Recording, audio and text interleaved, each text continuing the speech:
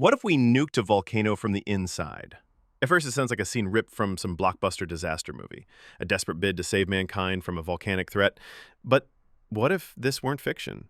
What if, one day, in some smoky command room buried deep within a mountain range, this was the best idea the world had left?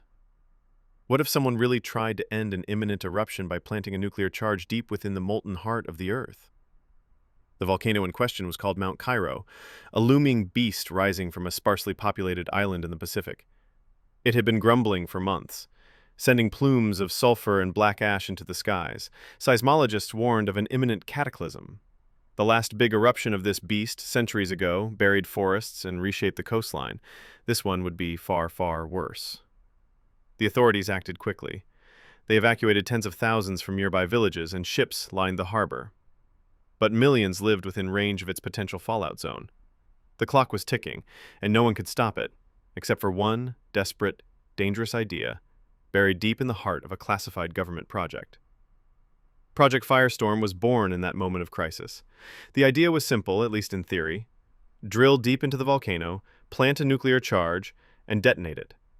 The explosion would collapse the magma chamber and seal it, or create a channel for the molten rock to flow harmlessly into the ocean. The plan was bold, bordering on madness, but as the days passed and the mountain shook harder, desperation drowned out skepticism.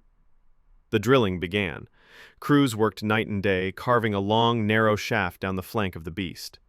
The closer they came to the volcano's heart, the harder it became.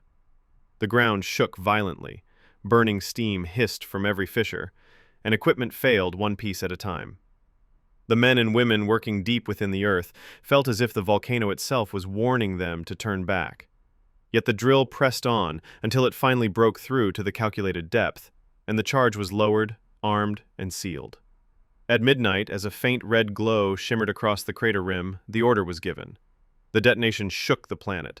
The sound was like the death roar of some ancient god. The ground surged and cracked, and then came silence. A silence so profound it felt like the world had stopped breathing. But deep inside, in that hidden chamber of molten rock and pressure, forces far older and stronger than mankind responded. Then came the sound, a sound no one had ever heard before. It was the sound of a mountain splitting apart. The explosion had done both too much and too little. The warhead ripped apart layers of rock and reshaped the mountain, opening countless new fissures.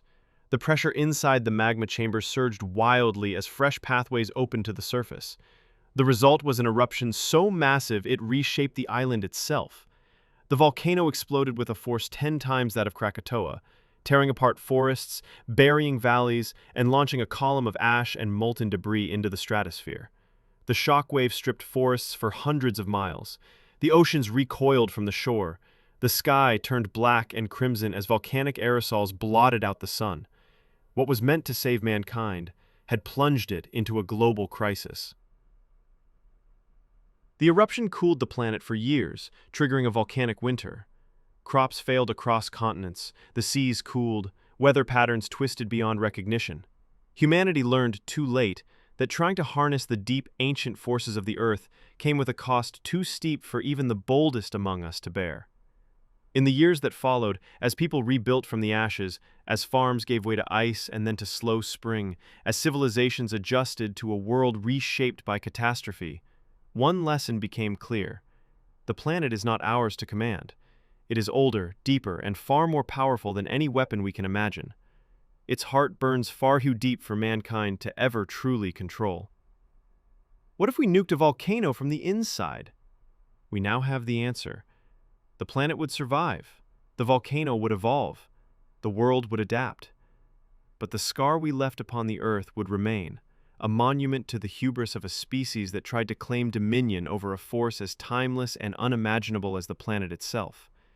And as long as that scar exists, as long as the winds whisper through its broken crater and the seas crash upon its reshaped shores, we will remember, not as masters, but as visitors, not as conquerors, but as witnesses. The earth endures, its molten heart still beats, and it reminds us, every moment of every day, that life finds a way to move on, no matter how improbable the circumstances. In that reminder lies a lesson worth carrying forward. for as long as mankind chooses to walk upon this planet's surface. Hey bro, subscribe to the channel. There are a lot of interesting things here.